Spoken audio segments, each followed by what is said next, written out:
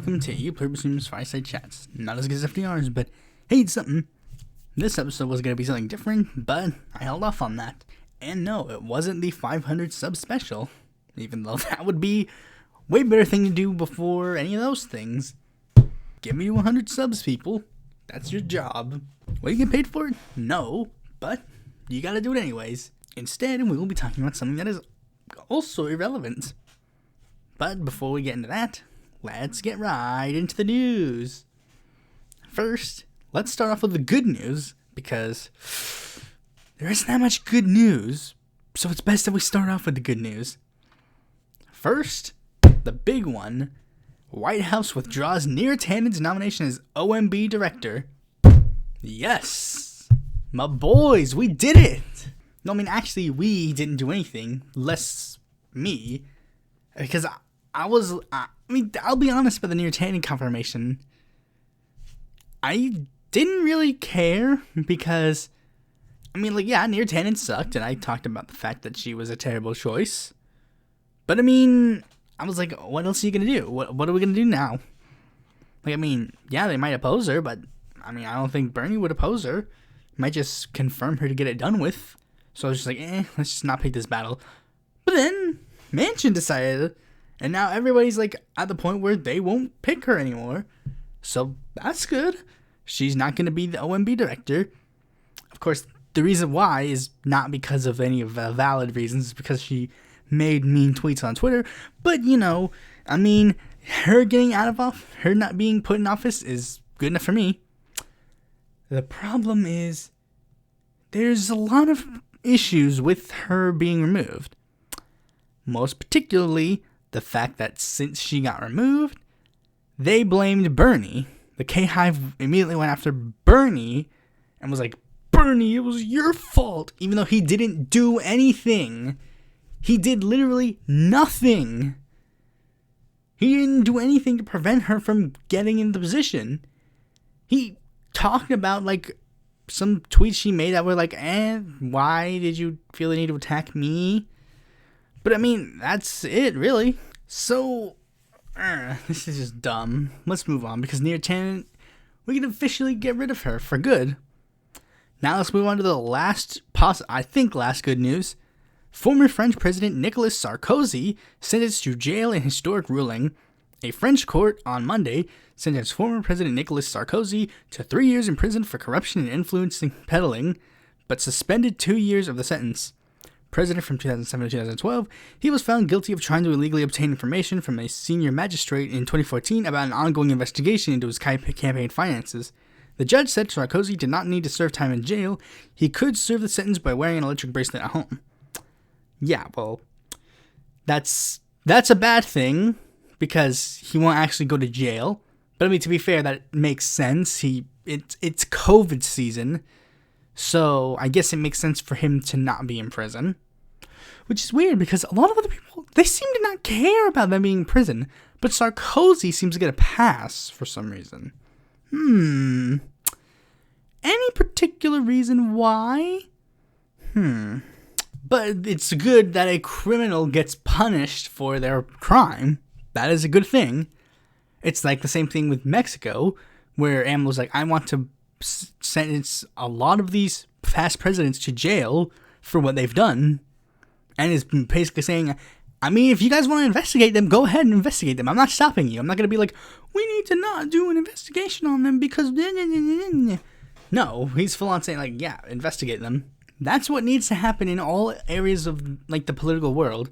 As soon as you get out of office, all the people in politics, they literally do the thing where they're like, oh, well, technically we can't really be jailed right now. But the second they get out of office, jail them. Sentence them for all their federal crimes. It's something really big and notable that we should be looking into. Speaking of things looking into, Democratic Representative Zoe Lofgren quietly released a massive social media report on GOP colleagues who voted to overturn the election. Democratic Representative Zoe Lofgren has quietly posted a nearly 2,000-page report documenting social media posts by her Republican colleagues who voted against certifying results on the presidential election on January 6th. The information compiled isn't secret, but the report is another sign of deep distrust that has settled into the U.S. Capitol in the weeks since the insurrection. The report chronicles the social media activity of members on public forums immediately before the November election and right after the January 6th riot. The report has been online for a week. CNN reported earlier Thursday that federal investigators are examining records and communications between members of Congress and the pro-Trump mob that attacked the Capitol, as the investigation moves closer to exploring whether lawmakers wittingly or unwittingly helped the insurrectionists. In a preamble to the report, Lofgren, the chair of the House Administration Committee, wrote that she had asked the staff to pull the relevant social media posts and compile them in an effort to gather facts. This is a good thing to a degree, yeah.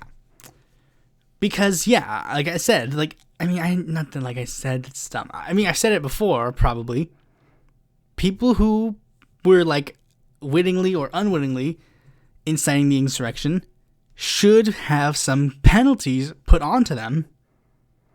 There were members of the United States Congress that were literally saying, "We support you guys," while the people were breaking into the Capitol, and they're now distancing themselves it's so fucking stupid. And people are still trying to, do weasel rooms, this is so stupid. The fact that anybody in the world is trying to defend the Capitol insurrectionists. Right-wingers and people who claim to be left-wingers always go we need to defend the insurrectionists because they're just protesters, blah, blah, blah. We seriously need to stop with this. This is an open and shut case. People went to the Capitol to try and overthrow the U.S. elections. The end. And a lot of members of the Republican Party, including Trump and many members of Congress, were trying to incite them. And I might say, well, technically they weren't really trying to incite a riot. Well, no. They were inciting a riot. They knew 100% that people were going to riot. It's not even the fact that the riot happened. It's the fact that what they were doing. They expected maybe the protesters to run around and throw bricks at the cops and then get shot by them. They were trying to incite a riot, but they were not trying. I don't think they were. Maybe some of them were, but I don't think that the broad plan was have them take over the United States and instill me as fascist dictator. But it's Trump was if something happens. But it's not he was directly I'm going to be evil fascist dictator for life.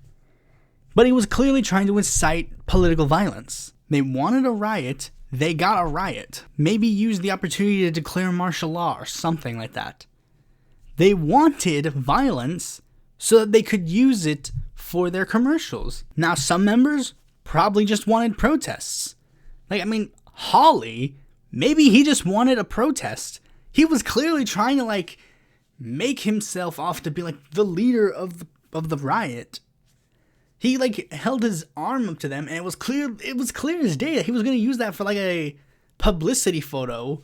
But he clearly, it didn't pan out the way he wanted to, and he can't use it anymore. Well, he can, but people shit on him for it. Anyways, the next story is, it's not really that important, but it's worth mentioning.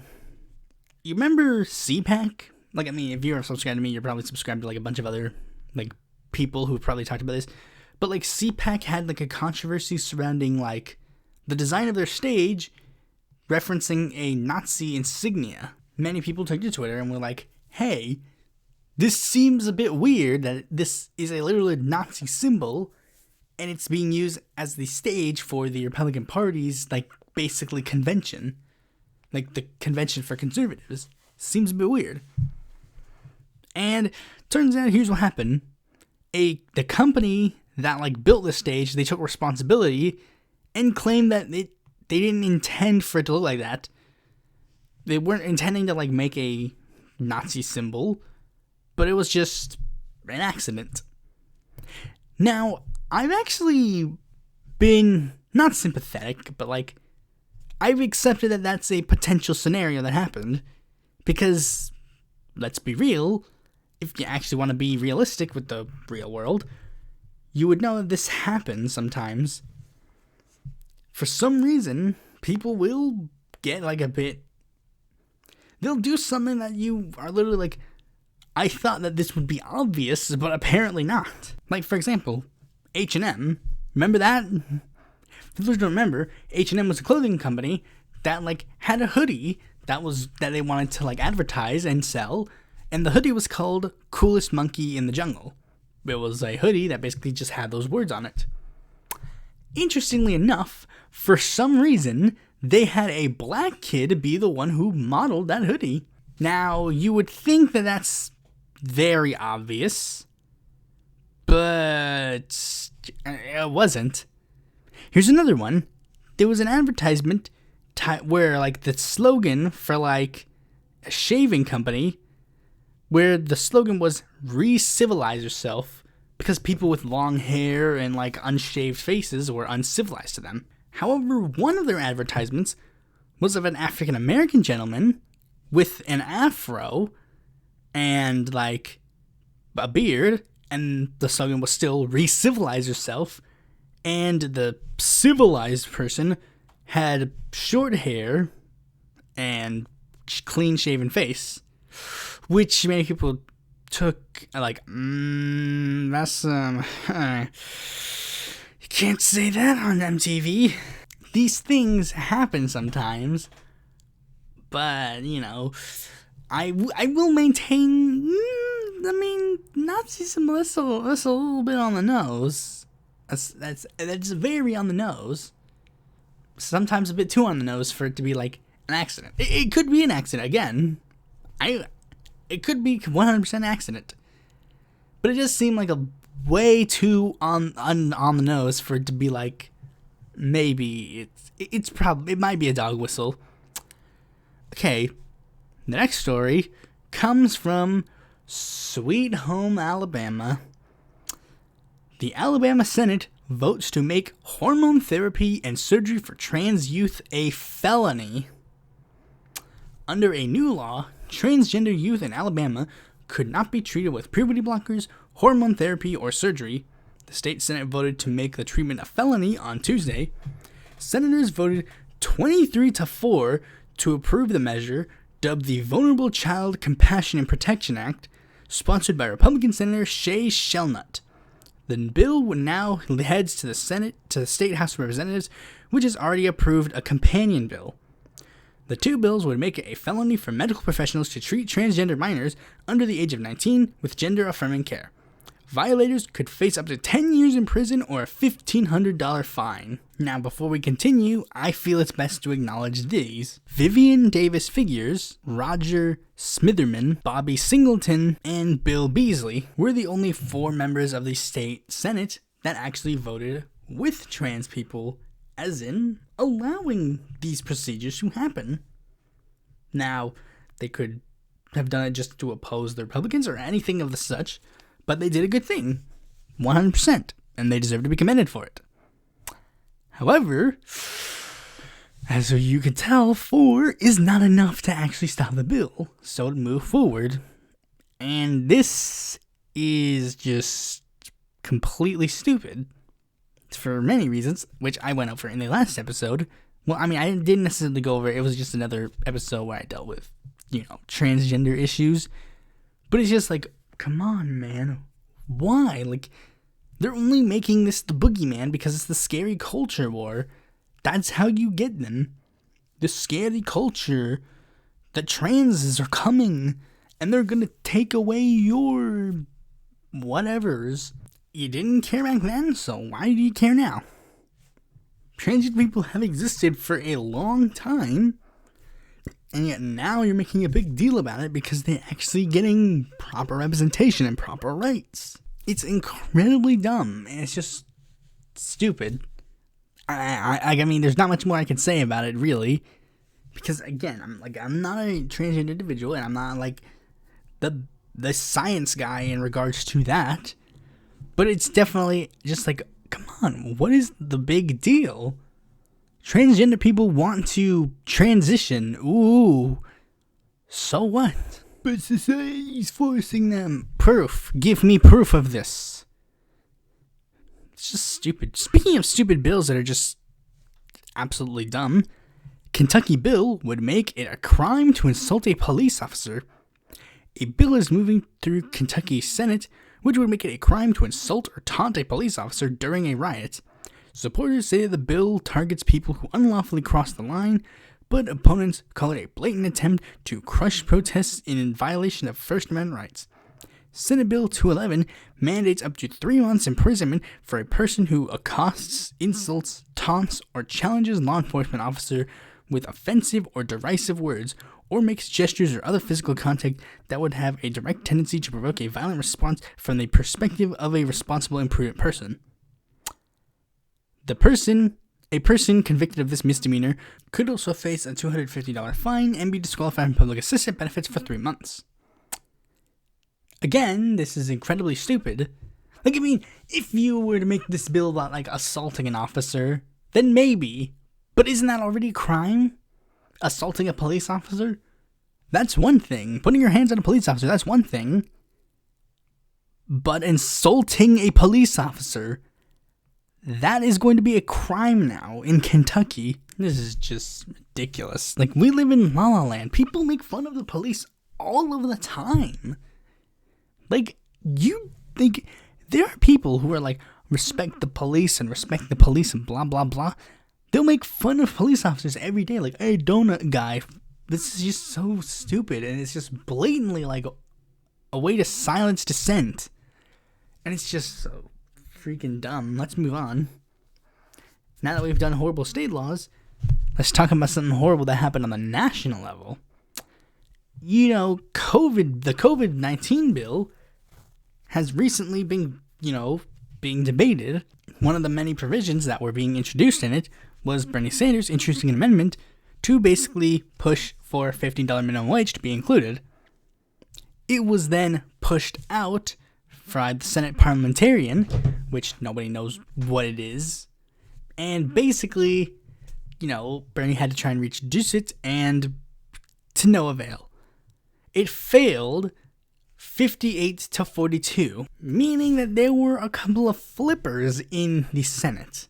Here are the names of the people who flipped: Tom Carper, Chris Coons, Maggie Hassan, Joe Manchin, Janine Shaheen, Kirsten Sinema, John Tester, and Angus King were the people who were supposed to, quote-unquote, vote for this amendment, but it flipped and voted with the Republicans. Now, the individual that has been getting the most attention for this is Kirsten Sinema, because Sinema did something a little more extra. Well, actually, 2 things a bit more extra. One, a lot of things more extra now that I think about it. One, she was very flamboyant in her, voting no. She didn't just vote, put her thumbs down and vote no.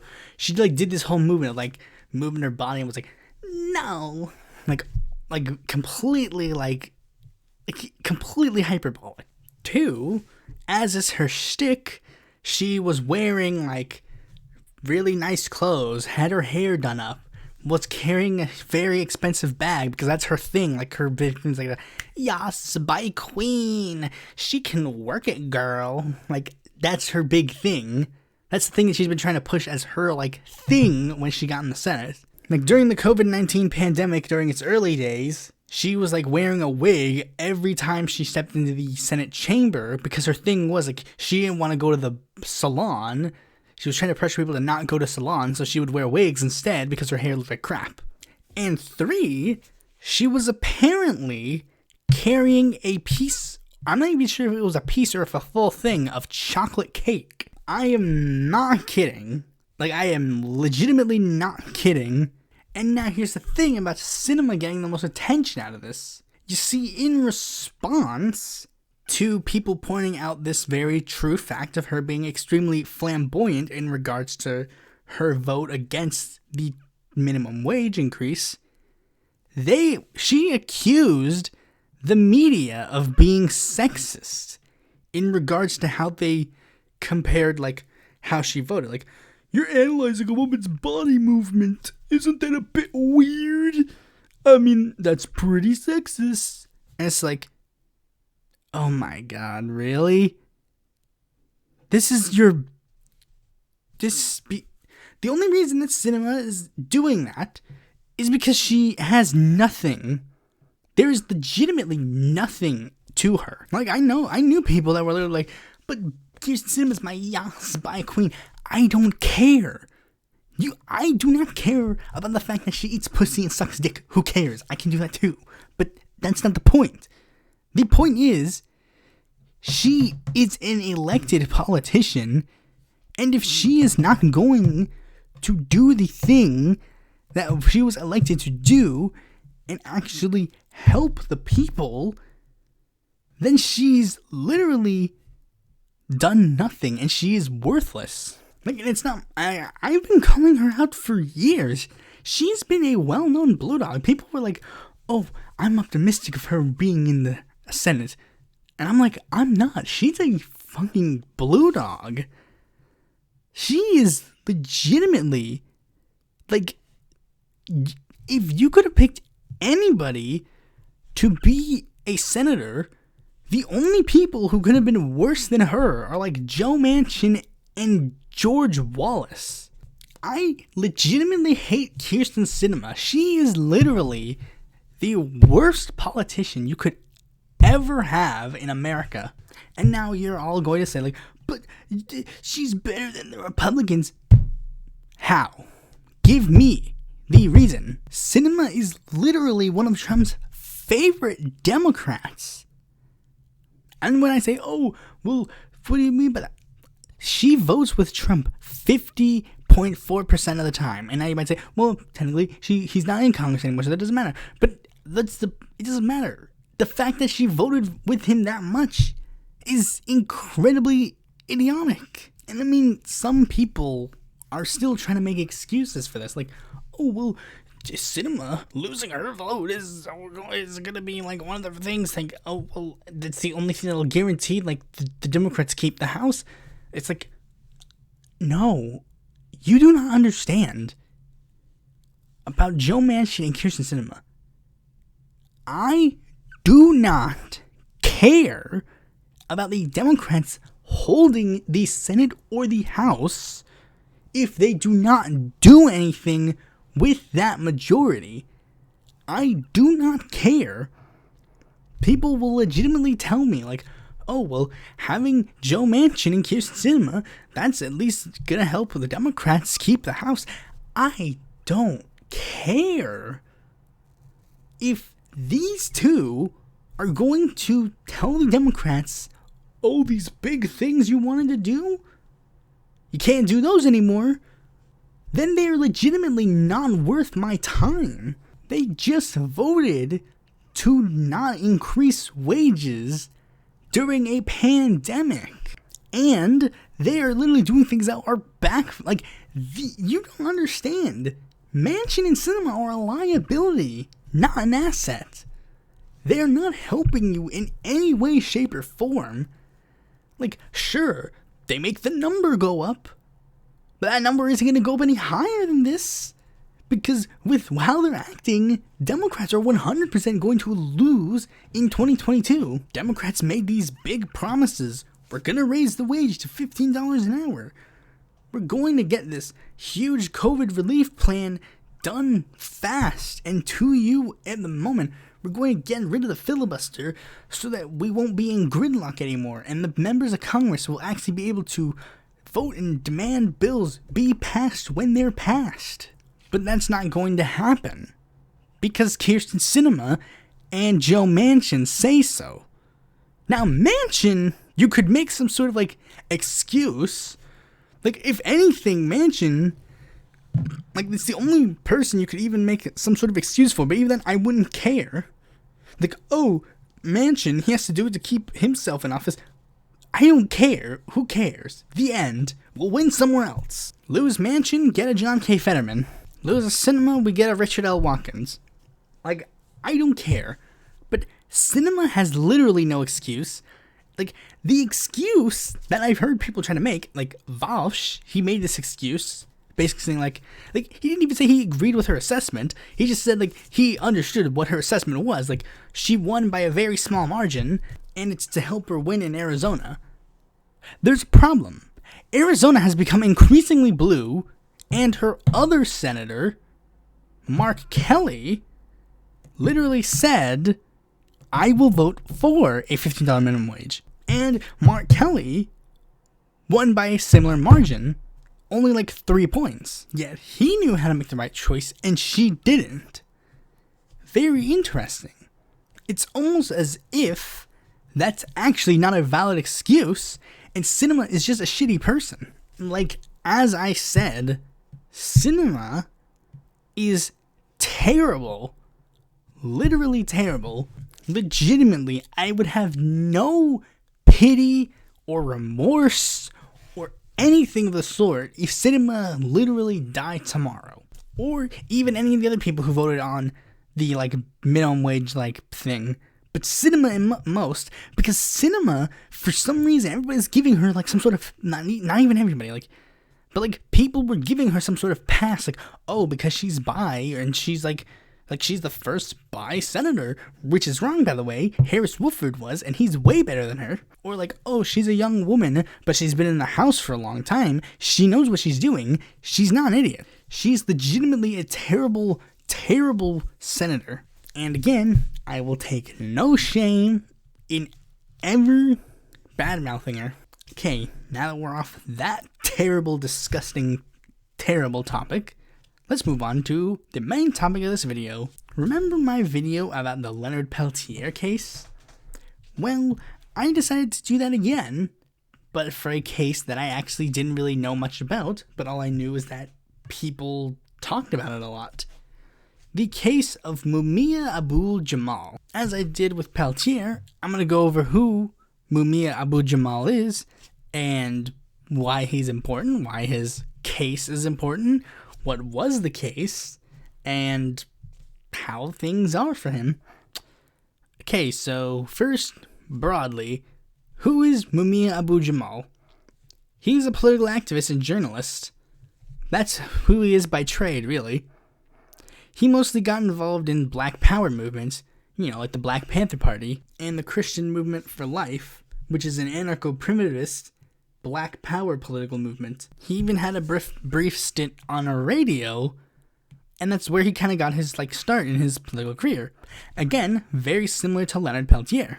They were drawn to left-wing political movements, mostly due to the fact that they were of a particular race or ethnic descent, and it naturally led to groups that espoused that as alongside other leftist ideologies, so they naturally gravitate to those movements. Now, the thing about it is that many of these movements, especially Black Power movements and communist movements and such, they frequently had clashes with police officers. There was an interesting case where Mumia Abu-Jamal actually covered up, a murder of a police officer due to his support of the MOVE organization. Because again, these people and movements clash with the police very frequently, so naturally some things are going to happen. But what about Mumia Abu-Jamal specifically? What makes him more well known than anybody else in his movements? Well, it started December 9th, 1981. You see, Abu-Jamal's younger brother was driving, and then he was stopped by a police officer named Daniel Faulkner. It was a typical stop, and what are you doing? Why do you have this car? Blah, blah, blah. And then those two got into a physical confrontation. Now, the story goes that Abu-Jamal was driving a cab in the vicinity and saw this interaction take place between his brother and this police officer. Then, in a fight or flight moment, he pulled out a gun and engaged in a firefight with Faulkner, where Faulkner shot Abu-Jamal in the stomach, and Abu-Jamal supposedly shot him in the back and head, killing him. When more police arrived on the scene, they found Abu-Jamal bleeding out of his stomach, with 5 spent cartridges beside him. They took him to the hospital, and then they arrested him and charged him with first-degree murder of Officer Faulkner. A trial was conducted, and he was charged guilty and was sentenced to death due to this. However, there were problems that many people pointed out with the trial. See, many people saw it as very politicized, as it seemed like this was a clash between, like, it wasn't a trial of, like, right and wrong in regards to, like, what happened, but it seemed more as an indictment of Mumia Abu-Jamal's, like, actual ideology, and they combined the fact that the police in the time period weren't necessarily known for, like, corroborating evidence well, very well known for fabricating evidence. Abu-Jamal, of course, claims that he was innocent, and outright decried the charge himself. Now, the Abu-Jamal side didn't necessarily have evidence to back up their claims that Abu-Jamal was innocent, mostly relying on, like, them knowing him as a person, or making a claim that wasn't necessarily corroborated by evidence, including the famous running man theory, the theory being that they saw a man running away from the scene, ergo, maybe he did it. And now, he, like, again, he was sentenced point blank to death. However, Abu-Jamal, he kept, like, him and many of his friends were, like, well, allies, friends, comrades, whatever. Basically, they all sort of, similar to many other cases, like the Angela Davis case, and the Leonard Peltier case, as I mentioned before, the sentencing of Peltier and his prison sentence and the death sentence was not, like, they make the claim that it wasn't really due to what he did, or supposedly did, or what he didn't do. It was basically political prisoner, like, they wanted to charge him for something, and that was one of the things they charged him for. And they, of course, laid a national movement to try and free Mumia Abu-Jamal. This particular issue has become sort of a pet issue of the Workers' World Party, of which Mumia Abu-Jamal may or may not be a member of. I mean, I'm seeing some sources that say he is a member of the Workers' World Party. However, that might be just, like, to give him a political affiliation. I don't know if he's a member. I mean, especially considering the fact that he's in jail, so he can't necessarily be a member of a political party. I mean, he's not legally allowed to vote, I don't think. So, I guess technically he's a part of all of the radical left movements. Workers' World Party, Peace and Freedom, it doesn't discriminate. And a lot of the evidence that they used for it doesn't necessarily quite add up. For example, one of the evidence, some evidence is credible. Like, they're like, the bullets that were found laying outside of your gun, they match the bullets that were found inside of Faulkner. Meanwhile, there was another thing that they said. They said that Mumia Abu-Jamal basically did a hospital bed confession where he said, quote, "I shot the motherfucker, and I hope the motherfucker dies." However, later evidence that some people have been pointing out state that might not have been what happened. Like a person who is Mumia Abu-Jamal's prison mate literally said, "Hey, I have a stepdaughter who works here." No, she flat admitted that was made up. There was even an individual who stepped forward and claimed that he was the one who actually killed the police officer and not Mumia Abu-Jamal. But even the people who were for Mumia Abu-Jamal's, like, many, appeals were actually hesitant to use that case because they were like, yeah, this guy's probably making this all up. Now, what do I think? This is where some of the Mumia Abu-Jamal people might not like me, but I am going to have to say, to sum it up, basically, let me put it in a line. There's a line. On one end, there's completely did it, and then on the other end, completely didn't do it. For Leonard Peltier, I lean very decently into the probably didn't do it category. But for Mumia, I lean a little bit into did it. Like, from the way the case is described and from the way it seems, it does seem likely that he did it. But we should also acknowledge this fact. If you walked outside and you saw your brother or your mother or your father or your friend or your wife or your husband or your non-binary spouse, and they were in a confrontation with a police officer, you might react very irrationally. Especially considering if you're in a movement where people who are of your ideology frequently get killed by police officers or of your race. Like, I mean, Mumia Abu-Jamal, like, yeah, he was a black guy, but he was also a black, very far left person. So, I mean, the amount of possibility that he was going to die in that moment kind of skyrocketed a bit. Like, I mean, it was already up high when there was like, oh, he's a black man? But he's a radical black man? Like, when you, like, you'll behave irrationally when you, in a snap at you think about a moment. It's like if somebody breaks into your house in the middle of the night.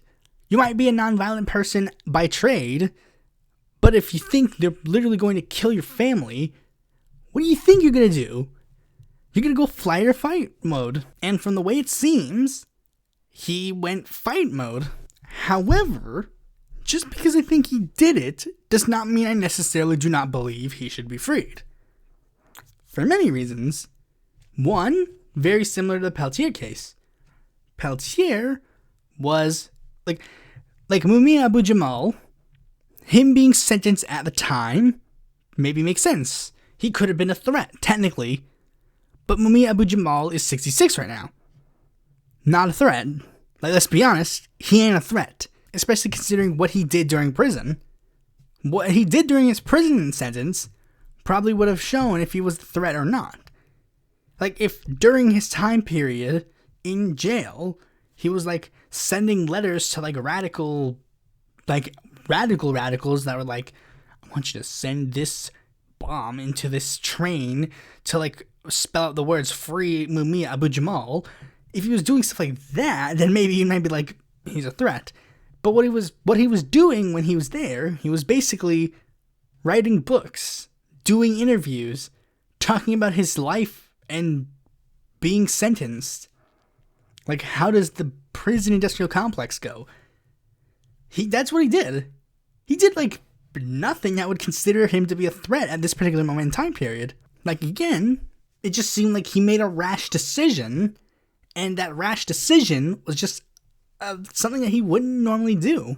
And this nearly got him killed, but it didn't, because in 2011, the family and, like, the prosecutors and the district attorney of Pennsylvania, well, Philadelphia, stated that they were not going to be pursuing the death penalty and it would be dropped, and he would instead face life in prison, which just ramped up the, like, I mean, I don't know if this necessarily ramped up the movement to free Mumia Abu-Jamal or made it lessen, because let's put some dark humor, well, not dark humor, but, like, let's put a dark spin on this. If you had a certain amount of, like, basically the reason why people were rallying really hard for Mumia Abu-Jamal to be free in the first place was because the idea was we wouldn't have that much time for him to get out. He's probably going to die soon. But now he has life in prison. So did that mean that more people wanted him to be free so that they knew that he could actually live the remainder of his life as a free man? Or did people lessen it because they're like, well, I mean, he'll still be alive tomorrow. I don't know. I don't really know. But either way, many people have, like, there have been ticks up and ticks down. Every time Mumia Abu-Jamal has a health crisis, it'll tick up, obviously. Like, he got hepatitis at one point during prison. And recently, very recently, he got COVID-19. Which many people are actually using to call out the way prisons handle COVID-19. Because prisons are pretty much at this point walking COVID-19, like, powerhouses. And now Mumia Abu-Jamal has COVID-19. And this could mean that Mumia Abu-Jamal could potentially die at one point. And I mean, I'm not gonna say that this guarantees that he's dead. Obviously, it doesn't.